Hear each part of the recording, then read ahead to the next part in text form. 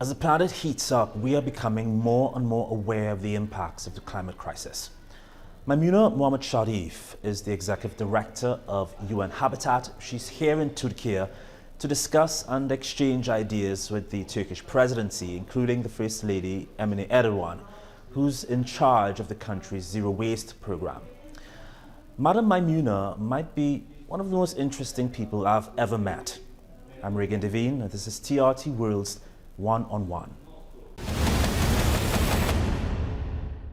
Madam Maimunah, it's a pleasure sitting and speaking with you. Thank you. Thank you so for much. coming, and welcome to TRT World, and of course to Turkey. Thank you so much for having me here. Thank you. It's really nice meeting you, Madam Maimunah. Before we start, because I know you're in Turkey, you discussed quite a few things with the President, with the First Lady. I want to get your comments first on the UN Secretary General, Antonio Guterres, who said that we're entering an era of global boiling. Are you afraid of what's to come? I think that, thank you so much for inviting me to this. Global warming is not a new phenomenon. We have been, since Paris Agreement, when we have to reach 1.5 degrees. And at that time, as the Secretary General said, it's global warming. But now it's global boiling, because I think the report from the IPCC, IOM, from the WMO, saying that the July is the hottest month globally. And even I think you felt it here in Turkey and also in other parts. I just came back from Malaysia. It's also very hot. So I think, yes, but what are the action that we need to take? I think that is the most important things now. How can we accelerate in achieving the Paris Agreement, accelerate in the implementation of the new urban agenda, accelerate in the implementation of the sustainable development goal, in order, at least, if not to solve, at least to mitigate the challenges of global warming or global boiling that is mentioned by the Secretary General. That is the most important thing. What do you think about the First Lady Emine Erdoğan's recommendation that the Zero Waste Advisory Board hold its first face-to-face meeting in Istanbul on November 1st, I believe it is, one. Secondly, what do you think the world can learn from Turkey's zero waste management program? I have the opportunity to moderate the first meeting, online meeting last week, together with the First Lady and Excellency Emine, and also the advisory board. And from my moderation, from my observation, is that each advisory members, they have their expertise, they share their work.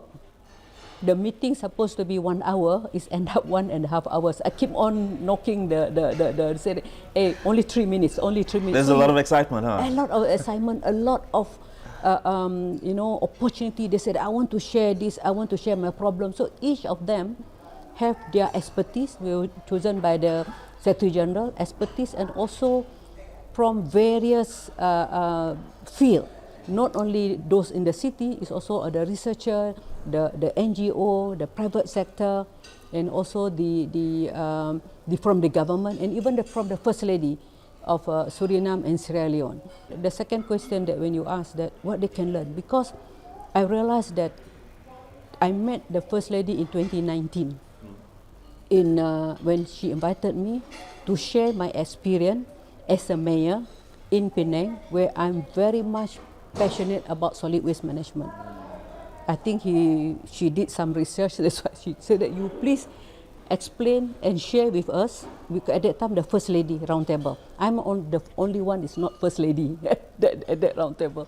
Maimunah, can you share with you as a mayor, how can you handle the solid waste management in your city, where your recycling from 16% increased to 50%? How do you do it? So I shared through integrated and holistic, from the school children, from the kindergarten, talking to the community, talking to the private sector, talking to the government. So the holistic part, and that's what also similar to the system approach that is taken by the First Lady. So I said that is the holistic part and integrated is very important in tackling the waste and leading to the circular economy. So you believe that dealing with the globe's waste problem, including plastics, which we can't do without at this point in time, it seems, starts with young people, which is commendable, I think. But do you think there's enough appetite to make zero waste an actual lifestyle? I believe in it. I've done it. I've done it in my house in Malaysia. I've done it also in my house in Nairobi. Even the management asked me, why there is no rubbish? We don't have to collect rubbish from your gate. I said, I'm practicing zero waste. Wait, how do you do this? Yes, because for example, like, things that can be recycled, I put it in one side. And things is from the kitchen, I do composting. Did you do this on your own?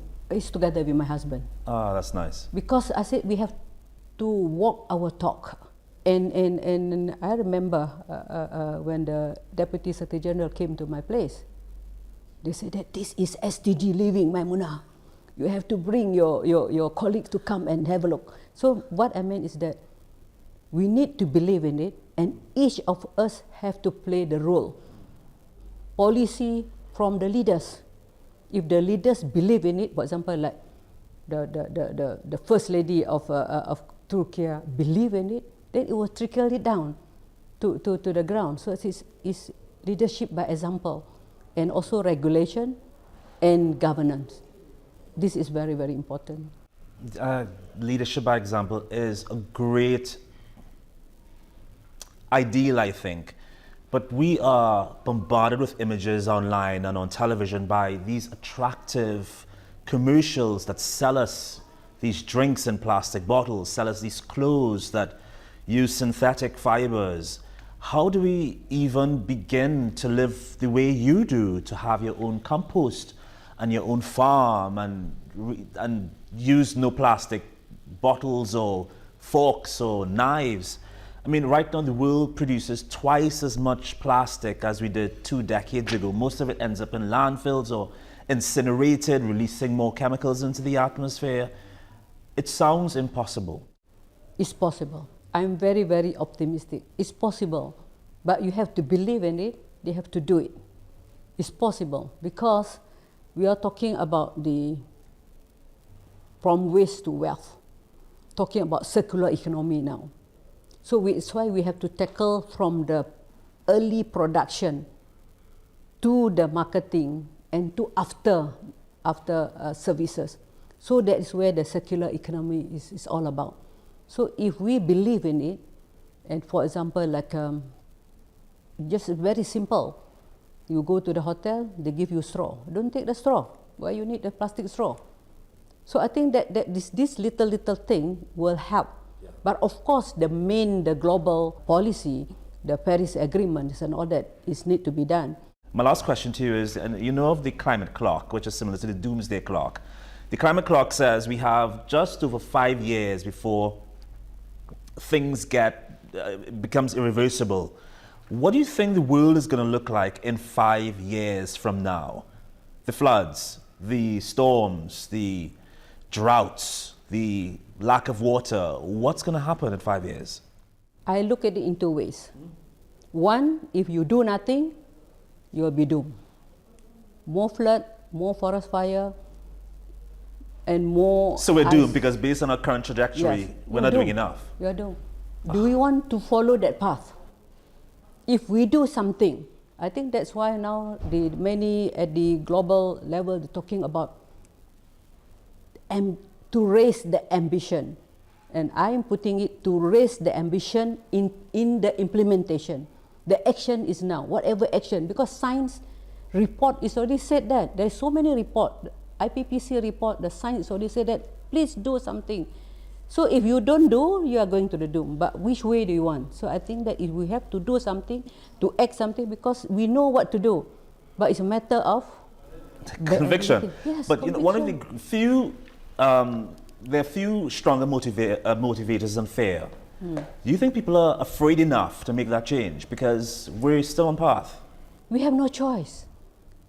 we have no choice. We have to change our behavior. We have to change our lifestyle. I mean, it start from the, as I said, start from the advocacy part. I think the information communication is very, very important to make people realize. Even now, people say, oh, very hot. With this time of weather in July, there is the opportunity to explain to the people, if you continue living like this, now it's 41, you can reach 50. Do you want to live? I remember my dad told me, when I took him to Kuala Lumpur, I gave him a bottle of mineral water. We are from the village. Then he said, what is this? I said, water. Why do you need to buy water? I said that we can get free water from the well. I said, oh no, this one, you cannot drink the water from the tap. I said, why is it so dirty? Why you need to buy water? Then he told me, please, you are an urban planner. Don't wait until one day you have to carry the oxygen tank in order to breathe. My father from the village told me 20 years ago. Yeah. If we continue like this, you can happen. Yeah. Then I live it. Oh, my dad is a simple man, have a very far-sighted. He told me, if you are not careful, one day you have to carry an oxygen tank in order to breathe. Wow. Oh, it sounds like a prediction. It will be. If we do nothing, but I think we are bright enough to do something. Are we bright enough though? We have to. Yeah. We have to do something for our future generation and also for us. Madam Maimunah, it was a real pleasure meeting you and speaking with you. I wish you the best of luck in convincing people who need convincing that the change needs to happen now. Thank you so much. Thank you. Thank you so much. Thank you.